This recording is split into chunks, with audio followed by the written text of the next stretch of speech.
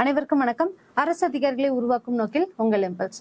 வெல்வெல் நிச்சயம் 2025 அப்படிங்கிற டைட்டில் ஃப்ரீயா கிளாஸ் அண்ட் டெஸ்ட் ப்ரொவைட் பண்ணிட்டு இருக்கோம். அது இல்லாமல் 12th ஹிஸ்ட்ரி பார்த்துட்டு இருக்கோம். 12th ஹிஸ்ட்ரியில செகண்ட் லெசன் பார்த்துட்டு இருக்கோம். இப்போ செகண்ட் லெசன்ல இதுக்கு முன்னாடி வரைக்கும் என்ன பார்த்திருந்தோம் அப்படின்னு சொல்லி பார்த்தோம்னா தீவிர தேசியவாதம் பத்தி நம்ம பார்த்திருக்கோம். ஓகேங்களா? முப்பெரும் தலைவர்கள் யார் இருந்திருப்பாங்க, இவங்களுடைய பங்கு என்னவா இருந்திருக்கும், லால் பால் லால் அப்படின்னு சொல்லக்கூடிய அழைக்கப்பட்டது இந்த 3 பேரால தான் இந்த தீவிர தேசியவாதம் அப்படிங்கிறது உருவாச்சு, எந்த அளவுக்கு பிரசித்தி பெற்றது அப்படிங்கிறது எல்லாமே நம்ம பார்த்திருக்கோம். ஓகேங்களா? இந்த வீடியோல இருந்து என்ன பார்க்கலாம் அப்படின்னு சொல்லி பார்த்தோம்னா சுயராஜ்யம் அல்லது அரசியல் சுதந்திரம் அப்படிங்கிறது பார்க்கலாம். சுயராஜ்யம் அப்படிங்கிறது என்னவா இருந்துச்சு அப்படின்னு சொல்லி பார்க்கும்போது ஒவ்வொருத்தவங்களுடைய மத்தியில ஒவ்வொரு கருத்துக்களை உருவாச்சு. சுதேசி அப்படிங்கிறதுக்கான எண்ணத்துடைய முதல் நோக்கமே என்னவா இருந்துச்சு அப்படின்னா அந்நிய பொருட்கள்ல இருந்து விடுபடுதல் அப்படிங்கிறது தான். அந்த சுதேசிக்குமே ஒவ்வொருத்தவங்க ஒவ்வொரு காரணங்கள் சொல்லிட்டு இருந்தாங்க. என்னன்னா எல்லாத்துக்குமே ஒரே விஷயம் தான், ஆன்ம சக்தி அப்படிங்கிறது, ஆன்ம பலம் அப்படிங்கிறது. நம்மளுக்கு சுத்தி இருக்கக்கூடிய விஷயத்த நம்ம ஊக்குவிக்கணும். அது இம்பார்ட்டன்ஸ் இல்லைனாலும் அதுக்கு நம்ம இம்பார்ட்டன்ஸ் அதிகமா கொடுக்கணும், அதை தான் நம்ம ப்ரிஃபர் பண்ணணும் அப்படிங்கக்கூடிய விஷயங்கள் ஒவ்வொருத்தங்களும் சொல்லிட்டு இருந்தாங்க. அதே மாதிரி நம்மளுடைய ஆன்ம பலத்தையும் ஆன்ம சக்தியும் நம்மளுடைய சுய இதையும் முன்னேற்றும் போது மட்டும்தான் இந்தியா விடுதலை பெறும் அப்படிங்கிற விஷயத்தையும் எல்லாமே கொண்டு வந்துட்டு இருந்தாங்க. அந்த சுதேசி இயக்கத்துல குட்டி குட்டி விஷயங்கள் கொஞ்சம் டிராபேக்ஸ் ஆயிட்டு இருந்த டைம்ல என்ன பண்ணாங்க அப்படின்னா, அப்ப சுதேசியை தாண்டி சுயராஜ்யம் எங்களுக்கு வேணும் அப்படிங்கக்கூடிய கருத்துக்கள் கொண்டு வர ஆரம்பிச்சாங்க. எல்லாத்துல இருந்தும் விடுபடுதலா இருக்கணும், விடுபட்டுட்டு எங்களுக்கான சுதந்திரம் எங்க நாட்டை நாங்க வாழ்ந்துக்க முடியும் அப்படிங்கக்கூடிய ஒரு நிலைக்கு தள்ளப்படுறாங்க. அதுதான் சுயராஜ்யம் அல்லது அரசியல் சுதந்திரம். இந்த சுயராஜ்யமே பார்த்தோம் அப்படின்னா ஒவ்வொருத்தங்களுடைய கருத்துக்கள் வேற வேறையா இருந்தது. அது என்ன அப்படிங்கறத கீழே பார்க்கலாம். இப்ப தீவிர தேசியவாத தலைவர்கள்ல அவங்களுடைய முதல் பொதுவான குறிக்கோள் அப்படின்னு சொல்லி பார்த்தோம் அப்படின்னா அது சுயராஜ்யம் அல்லது சுயாட்சி அப்படிங்கறத சொன்னாங்க. ஆனாலுமே இந்த சுயராஜ்யம் பொறுத்து ஒவ்வொருத்தங்களுக்கு வேற வேற கருத்துக்கள் இருக்கு அப்படிங்கறத நம்ம பார்த்தோமா. அது யார் அப்படின்னு சொல்லி பார்த்தோம்னா திலகரை பொறுத்த வரைக்கும் சுயராஜ்யம் அப்படிங்கிறது நிர்வாகத்தின் மீதான இந்தியர்களுடைய கட்டுப்பாடு மட்டுமா தான் இருந்துச்சு. ஓகேங்களா? இந்தியர்கள் இந்தியாவா ஆளணும், நிர்வாக பிரிவுல இந்தியர்களுக்கான இடம் ஒடுக்கப்பட வேண்டும் அப்படிங்கிறது மட்டும் தான் திலகருடைய கருத்தா இருந்துச்சு. அது மட்டும் இல்லாம மித்தபடி எதுவுமே எங்களுக்கு இங்கிலாந்துல இருந்து கம்ப்ளீட்டாவே விடுபடணும் அப்படிங்கக்கூடிய கருத்து திலகருக்கு கிடையாது. எங்க நிர்வாகத்தை நாங்க ஆளணும், நீங்க மேல இருந்து மேற்பார்வையிட்டா போதும் அப்படிங்கக்கூடிய கருத்து இவர்கள் கிட்ட இருந்துச்சு. அப்போ அவங்களுடைய மக்கள், சொந்த மக்களுடைய நிர்வாகம் அப்படிங்கிறது மட்டும்தான் அவருடைய பிரச்சனையா இருந்துச்சு ஒழிய இங்கிலாந்து கிட்ட இருக்கக்கூடிய ஒரு ரிலேஷன்ஷிப்பை எங்களுக்கு பிரேக் பண்ணிக்க வேண்டாம் அப்படிங்கறதுல அவர் இருந்தார். ஆனா பிபின் சந்திரபாலை பொறுத்த வரைக்கும் பார்த்தோம் அப்படின்னா சுயராஜ்யம் அப்படிங்கிறது கம்ப்ளீட்டாவே எங்களுக்கு உங்களோட ஒட்டும் வேண்டாம், உறவும் வேண்டாம், எங்களுடைய வேலையை நாங்க பாத்துக்கிறோம். முழுசாவே அந்நியர்கள் கிட்ட இருந்து ஒரு விடுதலை வேணும் அப்படிங்கக்கூடிய கருத்து யார்கிட்ட இருந்துச்சு அப்படின்னு சொல்லி பார்த்தோம்னா பிபின் சந்திரபால் கிட்ட இருந்துச்சு. இந்த மாதிரி இவங்களுக்குள்ள இந்த சுயராஜ்யம் அப்படிங்கறதுல சில குறிப்பிட்ட கருத்து வேறுபாடுகள் இருந்துச்சு அப்படிங்கறத நம்ம தெரிஞ்சுக்கலாம். ஆனாலுமே இந்த இடங்கள்ல வங்காளம், பஞ்சாப், மகாராஷ்டிரா இந்த இடங்கள்ல பார்த்தோம் அப்படின்னா புரட்சிகர தேசியவாதம் குறித்து தீவிரவாதிகள் மிதவாத தேசியவாதிகளிடமிருந்து வேறுபட்டனர் அப்படின்னு சொல்லி சொல்றாங்க. என்ன அப்படின்னு சொல்லி பார்த்தோம்னா மிதவாத தேசியவாதிகளை பொறுத்த வரைக்கும் பார்த்தோம் அப்படின்னா இந்த புரட்சியாளர்களை பத்தி இவங்களுடைய ஆக்கப்பூர்வ நடவடிக்கைகள் மூலியமாகவும் இவங்களுடைய தீவிர தேசியவாதத்தின் மூலியமாகவும் இவங்க குறை கூறிட்டே சொல்லிட்டு இருந்தாங்க. அவங்க இதை பண்றாங்க அதை பண்றாங்கிற பிரச்சனை தான் இருந்துச்சு. ஆனா இவங்களை பொறுத்த வரைக்கும் தீவிர தேசியவாதிகளை பொறுத்த வரைக்கும் அவங்கள பாவமா பார்த்துட்டு இருந்தாங்க. என்னடா இவங்க என்ன சொல்லி அவங்க எக்ஸப்ட் பண்ணிக்க மாட்டேங்கிறாங்க, இன்னமும் ஏன் இவங்களை நம்பிக்கிட்டே இருக்கணும் அப்படிங்கக்கூடிய ஒரு கருத்து வேறுபாடுகள் தான் அவங்க கிட்ட இருந்துச்சு. ஓகேங்களா? ஆனாலுமே தீவிர தேசியவாதிகளை பொறுத்த வரைக்கும் ஒரு அரசியல் படுகொலையா இருக்கட்டும், இவங்கனால இதை நாங்க செஞ்சோம் அப்படின்னு சொல்லிட்டு ஒருத்தவங்க முன்னெடுத்து ஒரு அரசியல் படுகொலை செய்யறாங்களா இருந்தாலும், அது மட்டும் இல்லாம தனிநபர் பயங்கரவாதம் இது ரெண்டையுமே தீவிர தேசியவாதிகள் கூட எக்ஸப்ட் பண்ணிக்கல. என்னோட கருத்து என்னவா இருக்கு, சுதந்திரம் அப்படிங்கக்கூடிய இலக்கு தான் நம்மளுக்கு வேணும், சுயாட்சி அப்படிங்கிற இலக்கு தான் வேணும், அது இல்லாம இந்த மாதிரி தேவையில்லாத வன்முறைகளும் குழப்பங்களும் கொலைகளும் இது எதுவுமே நம்மளுக்கு தேவையில்லை அப்படிங்கிறதுல 2 பேருமே தெளிவா தான் இருந்தாங்க. இவங்களுடைய கருத்துக்கள் ஆக்ரோஷமாகவும் வேகமாகவும் ரொம்ப பாயிண்டடாகவும் இருந்துச்சு. மிதவாத தேசியவாதிகளை பொறுத்த வரைக்கும் அவங்களுடைய கருத்துக்கள் ரொம்ப கம்ஃபர்டபுளா மனுக்கள் கொடுக்கறது மூலியமாகவும் அவங்களுடைய கோரிக்கைகள் வைக்கிறது மூலியமாகவும் இருந்துச்சு. இவ்வளவுதான் டிஃபரன்ஸே ஒழிய மற்றபடி இவங்க 2 பேருக்கு நடுவில் எந்த பெரிய வித்தியாசமும் இல்லை அப்படிங்கறதா உண்மை. அப்போ தேசபக்த புரட்சியாளர்களுடைய நோக்கங்களோடு தங்களை இணைத்துக் கொள்வதில் தீவிர தேசியவாதிகள் மிக கவனமுடன் இருந்தனர். யாரு உண்மையாலுமே நாட்டுப்பற்றோட இருக்காங்களோ, நாட்டுக்காகன்னு சொல்லிட்டு அவங்களுடைய புரட்சிகளை செய்யறாங்களோ அவங்களோட நம்ம ஹேண்ட் க்ளோவா இருந்துக்கலாம். மற்றபடி இந்த தேவையில்லாத விஷயங்கள் செய்யறவங்க கூட இல்லை அப்படிங்கறதுல இவங்களுமே ரொம்ப கேர்ஃபுல்லா தான் இருந்தாங்க அப்படிங்கறத தெரிஞ்சுக்கலாம்.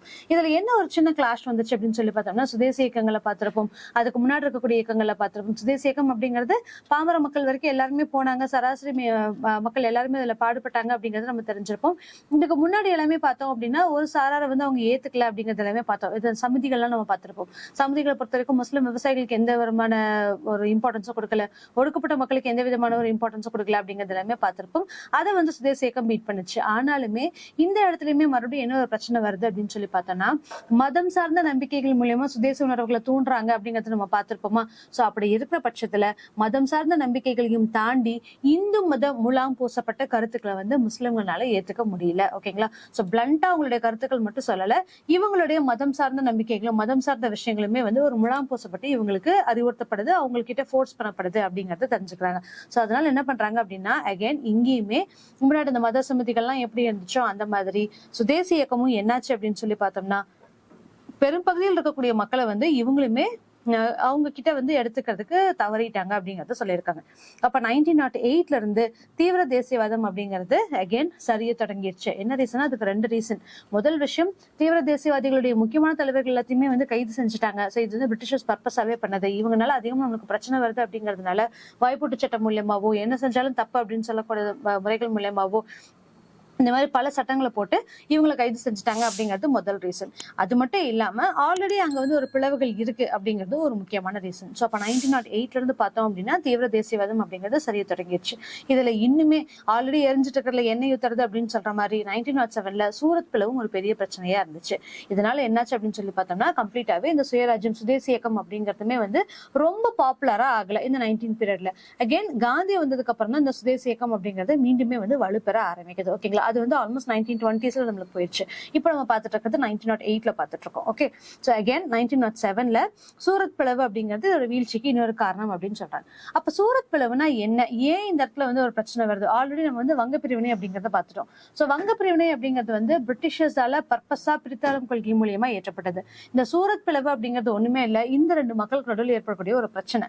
ஸோ நீயா நானா, நீ எப்படி பண்ண முடியும், நீ எப்படி எனக்கு லீட் எடுக்க முடியும், உன்னுடைய கருத்துக்களை நான் ஏத்துக்க மாட்டேன், என்னுடைய கருத்துக்களை நீ ஏத்துக்க மாட்டேன் அப்படின்னு சொல்லக்கூடிய ஒரு குழுவை சார்ந்த மக்கள் கிட்ட இருக்கக்கூடிய ஒரு பிரச்சனை தான் இந்த சூரத் பிளவா நம்ம பார்க்கப்படுறோம். ஓகேங்களா. சூரத் பிளவு என்ன அப்படின்னு சொல்லி பார்க்கலாம். ஏன், என்ன ரீசன், எதனால வந்து சூரத் பிளவுல இஷ்யூ ஆச்சு அப்படின்னு பாக்குறோம்னா, 1906ல மிண்டோ பிரபு அவர் தான் வந்து இந்திய அரச பிரதிநிதியாக பணியமர்த்தப்படுறாரு. ஓகேங்களா. அவர் பணியமர்த்தப்பட்டதுல இருந்தே என்னாச்சு அப்படின்னு சொல்லி பார்த்தோம்னா, இவங்க 2 பேருக்கு இருக்கக்கூடிய கருத்து ஒற்றுமை இன்னுமே ஜாஸ்தி ஆயிட்டே போகுது. யார் 2 பேருக்கும்? மிதவாத தேசியவாதிகளுக்கும் தீவிர தேசியவாதிகளுக்கும். ஓகேங்களா. சோ இவங்க 2 பேருடைய கருத்துக்கள் வந்து ஒரு காம்ப்ரமைஸே இல்லாம ரெண்டுமே வேற வேற பக்கம் போகுது. நிறைய பிரச்சனைகள் வந்துகிட்டே இருக்கு. மிதவாத தேசியவாதிகளுக்கும் தீவிர தேசியவாதிகளுக்கும் இடையே நிலவிய கருத்து வேற்றுமை அப்படிங்கிறது ரொம்பவே வந்து தீவிரம் அடைஞ்சுக்கிட்டே போகுது. அப்போ ஆல்ரெடி அங்க ஒரு பிரச்சனை போயிட்டு இருக்கா, டைவர்சிட்டிஸ் அங்க இருந்துட்டு இருக்கா. இந்த டைம்ல 1906ல என்ன பண்றாங்க அப்படின்னா, கல்கத்தா மாநாட்டில் மிதவாத தேசியவாதிகளின் கோரிக்கையை ஏற்று தாதாபாய் நவ்ரோஜி வந்து தலைவரா ஏற்கிறாரு. ஸோ 1906ல அங்க மேல ஒரு ப்ராப்ளம் போயிட்டு இருக்கு. ஸோ சூரத் பிளவு அப்படிங்கிறது 1907ல உருவாகுது. அதுக்கு முன்னாடி சுதேசி இயக்கம் ஆரம்பிச்சதுக்கு அப்புறம் 1905 வங்க பிரிவினை ஆகுது. ஸோ இதோட பிரச்சனைகள் பேசிட்டு இருக்கோம். அதுக்குன்னு சொல்லி ஒரு அஜெண்டாஸ் கிரியேட் பண்ணி வச்சிருக்கோம். சுதேசி இயக்கம் அப்படிங்கிறது ரொம்ப பிரசித்தி பெற்றதா போயிட்டு இருக்கு. அந்த டைம்ல வந்து யார் ஹெட்டா இருக்கணும் அப்படிங்கிற ஒரு இஷ்யூ போயிட்டு இருக்கு. இதனால 1906 கூட்டக்கூடிய ஒரு மாநாட்டுல வந்து பார்த்தோம் அப்படின்னா, காங்கிரஸ் மாநாட்டுல தாதாபாய் நவ்ரோஜி அப்படிங்கிறவர் வந்து தலைமை ஏற்கிறாரு. சோ அது அவர் வந்து எல்லாத்துக்குமே பொதுவானவரா இருக்கார்ல. சோ அப்படி பொதுவானவரா இருக்கிறனால அங்க இருக்கக்கூடிய பிரச்சனை வந்து சார்ட் அவுட் ஆகுது. சோ அப்ப வந்து எந்த பிரச்சனையுமே இல்லாம போகுது. ஆனா இந்த டைம்ல என்னாச்சு அப்படின்னு சொல்லி பார்த்தோம்னா, ஃபெரோஷா மேத்தாவினுடைய தலைமையில பல மிதவாத தேசியவாதிகள் தேர்தலில் தோற்கடிக்கப்படுறாங்க. சோ ஃபெரோஷா மேத்தா அப்படிங்கிறவர் யாரு? மிதவாத தேசியவாதத்துல ஒருத்தரா இருக்காரு. சோ அவரோட தலைமையில் இருக்கக்கூடிய ஒவ்வொருத்தங்களும் தேர்தலில் தோற்கடிக்கப்பட்டுக்கிட்டே இருக்காங்க. இந்த மீன்வெயில், சுதேசி, புறக்கணிப்பு, தேசிய கல்வி, சுயாட்சி, சோ இதுதான் அவங்களோட அஜெண்டாவா வச்சிருந்தாங்க இல்லையா. சோ சுதேசி இயக்கம் அப்படிங்கறத என்னவா இருந்துச்சு, நம்மளுக்கான ஒரு கல்வி வேணும், நம்மளுக்கான சுயாட்சி வேணும், அந்நிய பொருட்களை புறக்கணிக்கணும், அது மட்டும் இல்லாம சுதேசி, அதாவது நம்மளுடைய தேவைகள் எல்லாமே நம்ம பூர்த்தி செஞ்சுக்கணும் அப்படிங்கக்கூடிய விஷயங்கள் தான் அவங்க முன்னாடி எடுத்து வச்சது. சோ இந்த அஜெண்டாஸ் எல்லாத்தையுமே வந்து கம்ப்ளீட்டா பார்த்தோம் அப்படின்னா தீவிர தேசியவாதிகள் ஃபைனலி அவங்க வந்து நிறைவேற்றிட்டாங்க. இது வந்து அவங்களோட ஒரு சக்சஸ்ஃபுல்லா நம்ம பார்க்க முடியும். சோ இந்த அஜெண்டாஸ் வச்சுதான் இந்த மாதிரியான கருத்துக்களை மக்கள் கிட்ட கொண்டு போய் சேர்க்கணும் அப்படிங்கறதுலயும் அவங்க ரொம்ப குறிக்கோளா இருந்தாங்க. ஓகேங்களா. சோ அடுத்தது காங்கிரஸ் அடுத்த மாநாடு இப்ப 1906ல தாதாபாய் நவ்ரோஜி தேர்ந்தெடுக்கப்பட்டாரு. Problem sorted out. 1907ல என்னாச்சு அப்படின்னா, இங்கதான் வந்து இஷ்யூ ஆகுது. சோ இதுதான் வந்து சூரத் பிளவு அப்படின்னு சொல்லி நம்ம சொல்றோம். சோ 1907ல அகைன் வந்து ஒரு மாநாடு கூட்டுறதுக்காக எல்லாருமே பிளான் பண்றாங்க. அந்த டைம்ல என்ன ஆகுது அப்படின்னா, 2 பேரு அவங்களுடைய தலைவர்களை சூஸ் பண்றாங்க. ஏன் அப்படின்னா, அங்க ஆல்ரெடி ஒரு வேற்றுமை போயிட்டு இருக்கு மிதவாத தேசியவாதிகளுக்கும் தீவிர தேசியவாதிகளுக்கும். சோ இவங்க 2 பேருக்கும் காமனா ஜுடியைஸ் பண்றதுக்கு அங்க யாருமே கிடையாது. அப்ப என்ன ஆகுது, முதல்ல சூரத்ல தான் வந்து பூனால தான் வந்து கான்ஃபரன்ஸ் வைக்கணும் அப்படின்னு சொல்லி நினைச்சிட்டு இருந்தாங்க. சோ பூனா அப்படிங்கிறது முதல்ல நம்ம பார்த்திருப்போம், லால் பல்லால் அவங்கள பார்த்தோம்னாலே பம்பாய், பூனா இங்க எல்லாமே வந்து வங்காளம், இங்க மகாராஷ்டிரா இந்த இடங்கள்ல தான் வந்து அவங்களுடைய ஒரு ஒரு பெரிய இயக்கமாவே உருவாச்சு அப்படிங்கறத நம்ம பார்த்திருப்போம். அப்ப பூனால வந்து அடுத்த மாநாடு வச்சிருந்தோம் அப்படின்னு சொன்னா அது என்னென்ன அழைக்கப்படுது அப்படின்னு சொல்லி பார்த்தோம்னா தீவிர தேசியவாதிகளுடைய கோட்டை அப்படின்னு சொல்லி அழைக்கப்படுது.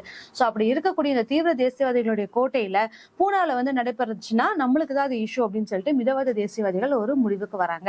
அதனால என்ன பண்றாங்க அப்படின்னா அங்க வேண்டாம் அப்படின்னு சொல்லிட்டு அந்த கான்ஃபரன்ஸை வந்து சூரத்துக்கு மாத்துறாங்க. இதுதான் வந்து விஷயம். ஓகேங்களா? அப்ப சூரத் அப்படிங்கிறது எல்லாத்துக்குமே காமன் பிளேஸா இருக்கும், யாருக்கும் எந்த பிரச்சனையும் இல்லை அப்படிங்கக்கூடிய ஒரு முடிவுக்கு வராங்க. இந்த டைம்ல அடுத்த பொறுப்பை யாரு ஏற்கிறாங்க, அதாவது யார் தலைவர் பொறுப்பு, தாதா பனோரஜிக்கு அடுத்தது இப்ப யாரு அப்படின்னு சொல்லி அங்கே இருக்கும்போது 2 பேர்த்த முன்மொழிகிறாங்க. சோ யார் அப்படின்னு சொல்லி பார்த்தோம்னா மிதவாத தேசியவாதிகளுடைய வேட்பாளரா ராஷ் பிகாரி கோஷ் அப்படிங்கிறவரை அவங்க வந்து நாமினேட் பண்றாங்க. ஆனா தீவிர தேசியவாதிகள் எல்லாம் என்ன சொல்றாங்க அப்படின்னா லாலா லஜ்பத் ராய் தான் வந்து எங்களுக்கு தலைவரா இருக்கணும், அடுத்த ஹெட்டா வந்து இவர் தான் இருக்கணும். ஏன்னா அப்பதான் அவங்களுடைய கருத்துக்களை முன்வைக்க முடியும்ல, யாரு ஹெட்டா லீட்ல இருக்காங்களோ அவங்க தான் அதை வந்து லீட் பண்ணிட்டு போறாங்க. சோ அப்படி இருக்க பட்சத்துல இவங்க வேண்டாம், திருப்பி மிதவாத தேசியவாதிகள் மூலமா எங்களுக்கு எந்த கருத்துக்களும் இல்லை, அதனால நாங்க இவரை வந்து தலைவரா ஏத்துக்க மாட்டோம், லாலா லஜபதி ராய் தான் வந்து தலைவரா இருக்கணும் அப்படிங்கக்கூடிய கருத்தை தீவிர தேசியவாதிகள் முன்வைக்கிறாங்க. இப்படி முன்வைக்கக்கூடிய கருத்துல என்ன ஆகுது அப்படின்னு சொல்லி பார்த்தோம்னா லாலா லஜபதி ராய்க்கு தெரிஞ்சிருச்சு. சோ இது வந்து ஒரு டெசிஷன் முடிய போறது கிடையாது, இஷ்யூஸ் பெருசாக்கிட்டே போக போகுது, அதனால அவர் போட்டியே இடல, இந்த விஷயத்துல நான் தலையிடல அப்படின்னு சொல்லிட்டு அவர் தலைவர் பதவியில இருந்து விலகுறாரு. இதனால ராஷ் பிகாரி கோஷ் வந்து எந்த விதமான எதிர்ப்பும் இன்றி அவர் தலைவரா தேர்ந்தெடுக்கப்படுறாரு. ஆனா 1906ல கல்கத்தா மாநாட்டில் நிறைவேற்றப்பட்ட 4 தீர்மானங்களை பின்பற்றுறதா இல்லையா அப்படிங்கக்கூடிய ஒரு பிரச்சனையே வந்து ஒரு பெரிய இஷ்யூவா போய்கிட்டு இருக்கு. சோ இந்த டைம்ல ஃபெரோஷா மெஹ்தாவினுடைய குழு இந்த தீர்மானங்களை நிகழ்ச்சி நிரலில் இருந்து நீக்கப்பட வேண்டும் அப்படின்னு சொல்லி கோரிக்கை வைக்கிறாங்க. ஓகேங்களா? ஏன் ஆல்ரெடி ஃபெரோஷா மெஹ்தாவை சேர்ந்தவங்க எல்லாருமே அரசியல்ல இருந்து தோற்கடிக்கப்படுறாங்க அப்படிங்கிறது ஒரு விஷயம். இது மட்டும் இல்லாம இங்க ஒரு 4 தீர்மானங்களை வச்சிருக்காங்க, தீவிர தேசியவாதிகள் சக்சஸ் ஆயிட்டாங்க அப்படிங்கறத சொல்லியிருக்கோமா. என்னென்ன தீர்மானங்கள்? சுதேசி அப்படிங்கிற ஒரு தீர்மானம், புறக்கணிப்பு அப்படிங்கிற ஒரு தீர்மானம், புறக்கணிப்பு, அடுத்தது வந்து தேசிய கல்வி அப்படிங்கிற ஒரு தீர்மானம், சுயாட்சி அப்படிங்கிற ஒரு தீர்மானம். ரைட்? சோ இந்த 4 அஜெண்டாஸ் அதுல கொண்டு வந்தே ஆகணும் அப்படிங்கக்கூடிய கருத்து தேசியவாதிகள் வந்து, அதாவது தீவிர தேசியவாதிகள் சக்சஸ் ஆறாங்க. இந்த 4 பத்தி என்ன டிமாண்ட்ஸ் போயிட்டு இருக்கு, என்ன கருத்துக்கள் போயிட்டு இருக்கு அப்படிங்கறத பத்தி கேட்டுட்டு இருக்காங்க. இப்ப இதெல்லாம் நம்ம பர்ஃபெக்டா ஃபாலோ பண்ணுமா என்ன அப்படின்னு சொல்லி போயிட்டு இருக்கக்கூடிய கட்டத்துல என்ன ஆகுது அப்படின்னா ஃபெரோஷா மெஹ்தா இந்த அஜெண்டாவை இதுல இருந்து தூக்குங்க, இந்த கான்ஃபரன்ஸ்ல இதை பத்தி நம்ம டிஸ்கஸே பண்ண வேண்டாம் அப்படிங்கக்கூடிய ஒரு கருத்துக்கு வராங்க. சோ இப்ப இங்க திருப்பி அகைன் என்னவாகுது அப்படின்னு சொல்லி பார்த்தோம்னா ஃபெரோஷா மெஹ்தா மிதவேத தேசியவாதிகளை சார்ந்தவங்களா இருக்காங்க. இந்த 4 கருத்துக்களை கொண்டு வந்தவங்க யார் அப்படின்னா தீவிர தேசியவாதிகளா இருக்காங்க.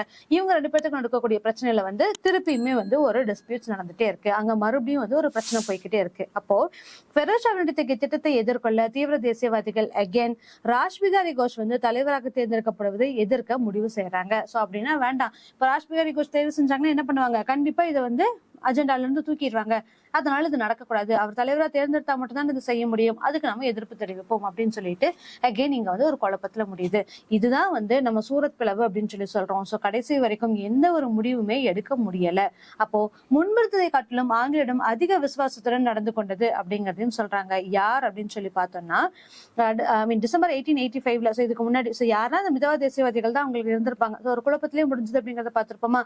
சோ டிசம்பர் 1885ல உருவான காங்கிரஸ் இப்போது மிதவாத தேசியவாதிகள் தீவிர தேசியவாதிகள் சொல்லி இரு குறுக்களா பிரித்து அப்படிங்கறத நம்ம பார்த்துட்டோம். இந்த சூரத் இஷ்யூனால, அதாவது யார் வந்து தலைவராக தேர்ந்தெடுக்கப்பட முடியல அப்படிங்கக்கூடிய ஒரு இஷ்யூவே போயிட்டு இருக்கா. அதனால என்ன பண்ணுச்சு, இது குழப்பத்துல முடிஞ்ச காரணத்தினால மிதவாத தேசியவாதிகள் ஆங்கிலேயர்களுக்கு இன்னுமே விசுவாசமா நடந்துக்கிறாங்க. இன்னுமே அந்த கோரிக்கையை வைக்கிறது இவங்க சொல்றதான் கரெக்ட், இவங்க பின்னாடி போனோம் அப்படின்னா நாடு நம்ம கிட்ட இருக்காது அப்படிங்கிற முடிவுக்கு வந்து மிதவாத தேசியவாதிகள் ஒரு முடிவுக்கு வராங்க. இந்த ரீசனால என்ன ஆகுது அப்படின்னு சொல்லி பார்த்தோம்னா தீவிர தேசியவாதிகள் இல்லாத புதிய காங்கிரஸ மேத்தா காங்கிரஸ் அப்படின்னு சொல்லி அழைக்கிறாங்க. ஏன்னா ஃபெரோஷா மெஹ்தா தலைமையில தானே எல்லாமே இருக்கு, அதனால இதை வந்து மேத்தா காங்கிரஸ் அப்படின்னு சொல்றாங்க. 1908ல நடைபெற்ற காங்கிரஸ் மாநாட்டுல மிதவாத தேசியவாதிகள் மட்டுமே கலந்து கொண்டாங்க. இவங்க எல்லாருமே புறக்கணிப்பு செய்யறாங்க, எங்களுக்கு மரியாதை இல்லாத இடத்துல நாங்க எதுக்காக வந்து பார்ட்டிசிபேட் பண்ணணும் அப்படிங்கிற ஒரு விஷயம். சோ இப்ப என்னாச்சு, 2 பிரிஞ்சுட்டாங்க. பிரிஞ்ச ஐஎன்சி அப்படிங்கக்கூடிய இந்தியன் தேசிய காங்கிரஸ் அப்படிங்கிறது யாரோட தலைமையில இருக்கோ அவங்களோட தலைமையில எங்கேயும் போய் ரீச் ஆயிடுச்சு. அப்ப அது மேத்தா காங்கிரஸ்னும் உருவாக ஆரம்பிச்சிருச்சு.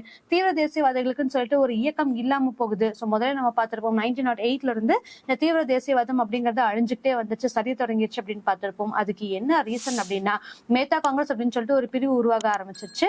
இந்த இடத்துல இவங்களுக்கு அது தகுந்த மாதிரியான ஒரு இயக்கத்தை உருவாக்க முடிஞ்சுதா அப்படின்னு கேட்டா அதுவும் முடியல. என்ன ரீசன் அப்படின்னா இங்க இருக்கக்கூடிய முக்கியமான தலைவர்கள் எல்லாத்தையுமே பிரிட்டிஷர்ஸ் வேணும்னே வந்து சிறையில அடைச்சது ஒரு முக்கியமான காரணமா இருந்துச்சு. அதனால பார்த்தோம் அப்படின்னா இந்த தீவிர தேசியவாதம் அப்படிங்கிறது 1908 எஸ்பெஷலி சூரத் பிளவு 1907க்கு அப்புறம் பார்த்தோம் அப்படின்னா கண்டினியூஸா அவங்களுடைய வேல்யூஸை இழந்துகிட்டே வந்துச்சு அப்படிங்கறத நம்ம இது மூலமா தெரிஞ்சுக்கலாம். ஓகேங்களா? சோ அடுத்தது புரட்சிகர தேசியவாதம்னா என்ன? சோ புரட்சிகர தேசியவாதத்துல யாரெல்லாம் இருக்காங்க? இப்ப இவங்களுக்கு தீவிர தேசியவாதம் அப்படிங்கிறது போயிடுச்சா, இப்ப அடுத்து நம்ம புரட்சி செஞ்சா மட்டும்தான் நம்மளுடைய கருத்துக்களை முன்வைக்க முடியும் அப்படின்னு சொல்லிட்டு ஒரு சாரார் எந்திரிக்கிறாங்க. சோ அதெல்லாம் யாரு, புரட்சிகர தேசியவாதம் என்ன அப்படிங்கிறது எல்லாமே அடுத்தடுத்த வீடியோஸ்ல பார்க்கலாம். தேங்க்யூ.